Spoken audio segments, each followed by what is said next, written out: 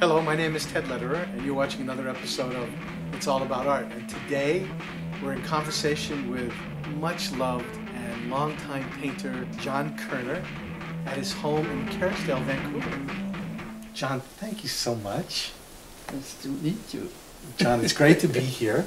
You have a retrospective coming up at the Elliott Lewis Gallery. John Koerner, a retrospective 6 decades. The show is on from June 21st to July 2nd. The opening is on the 23rd. It's a 10-day retrospective of your works from the 50s right to the current time, because you still paint. Yes, I do. And there's going to be work in this show from some pretty prestigious private collections and from your own personal collection. So there'll be work that'll be historical in nature, and then there'll be some work that's both historical and current for sale as well in this exhibition. Yes, that's right. You have a storied career, but I'd like to ask you a little bit about before you came to Vancouver. Where were you actually born? I was born in Moravia, which is part of the Czech Republic. And when did you leave?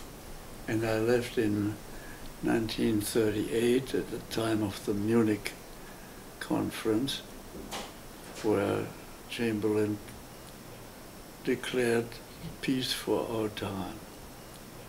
And I had an uncle who lived in Amsterdam and who could see the situation from out there much better than we could. We felt that Hitler was just bluffing.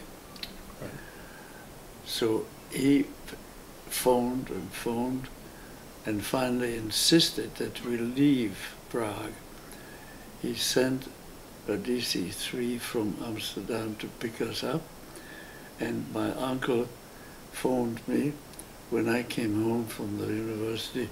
I was studying law because my father thought it was a safer profession than painting. I came home and there was nobody there. There was a message there that my parents left for Paris and that I should go with my uncles to Amsterdam. So I packed my bag, one that I could carry, and that was it.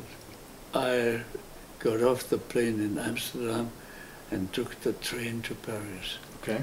Met my parents and stayed with them for a year, looking after them because their French wasn't very good.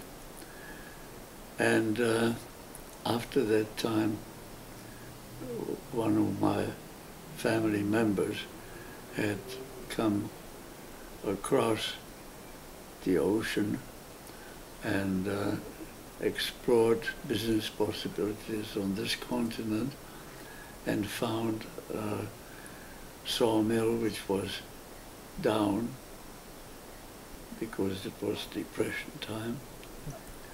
And when he asked us to join them here, it was for me, of course, a big upheaval, but also a big adventure. And I worked for the company for 10 years, which was not very easy and not my preferred. In Paris, my friend said, où est Vancouver? And so you come, you work in the family business. Did your parents expect still that you were going to become a lawyer? No, they were very neutral and very supportive when I finally decided to break away and started painting full-time in 1951. And I began teaching in 1953 at the art school, Right. Vancouver Art School, and then at university. Well, and you really are the longest. I mean, you're the oldest active member of that Vancouver school. You and then of course Gordon Smith. Gordon is about 4 years younger than I. Right. So you're the elder statesman of the group. I started painting, so my mother told me when I was 4 years old. And from then on, this was my job, my profession. I studied partly in Prague and in Paris under Victor Tischler, who was a Viennese artist living in Paris, and also under Paul Koerner, who was a wonderful poster designer and had a class of about 8 or 10 people that came from France and other parts of the world, and it was a very stimulating place. It's incredible how absolutely focused I was. I didn't want to do anything else. And that's what I ended up doing. So I think it became my profession already. Now, when you were in Paris during these years, there were a lot of people in the art world and the literary world, real luminaries. Who are some of the people that you rubbed shoulders with?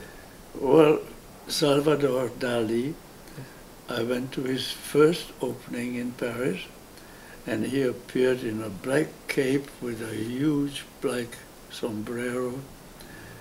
The cape was lined in red silk, and his mustache was fantastic. One of the big influences in your work has been music. Yes, it has always influenced me, and it has always entered into my work, whether I planned it or didn't plan it. It just came up, and I have a big series of work that will be represented in the show. It was called Music of the Spheres because there is an indication that there is a certain sound emitted by moving objects in the cosmos. And that meant a lot to me, that I thought was remarkable. And that's in your work? That's, it entered into my work. Can you visually see the music in your work, or is it representational? Well, I'm using musical science in a purely painterly way. You tend to use a lot of pastel colors in your work as well. That is perhaps because I feel that paintings should influence the feeling and thinking of people. It shouldn't hit them over the head.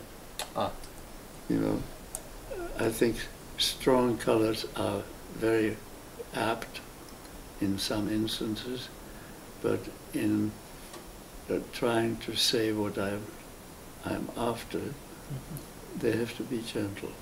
They have to be peaceful. I spent quite some time in Japan, so I had an opportunity to compare the coastlines, the coast landscapes, and there are similarities there. And that's what got me to start on a series of Pacific Gateways. The Pacific Gateway has also another meaning. We are stepping through a gate. We're going through life from one kind to another reality. And that's another gateway. And these thoughts came to me because I felt that I had to put into my painting every belief, every perception, everything I knew without reservation. And I came to think in this way because when I was about 18, I got acquainted with an author by the name of Bo Yin Ra. And I learned a tremendous lot from him. I could perhaps quickly translate just a little paragraph which would give total characteristic of what kind of a person it is. It says in German, take your life the way it is. Don't think it should be otherwise. Everything you meet, bless, and you will be blessed. This has been a guiding principle for you, hasn't it? Absolutely, and that has gone into my work, and this is my job, I think, to indicate from afar what I've learned in visual terms. John, is there anything else that you want to talk to me or the viewers that's important to you, that you want people to know about the exhibition? Well, it makes me remember people that became very dear to me. One was Jack Shadbolt, Bert Binning, and Lauren Harris. Yes. All were very dear friends of mine, and their work is very important. John, thank you. Thank you for having us over here. It's been a pleasure and an honor. Thank you. You've been watching another episode of It's All About Art. My name is Ted Lederer. We've been in conversation with much loved and longtime painter John Koerner at his home in Vancouver, British Columbia. Thank you for watching, and we look forward to seeing you again very soon. Bye for now. I'll tell you, this was a small series of about 6 or 7 paintings. Right. And I was sick with pneumonia. Right. And then whenever I felt strong enough, I would get up and paint for half an hour and back into bed and stuff Right. like that. And that's why I called it Celebration.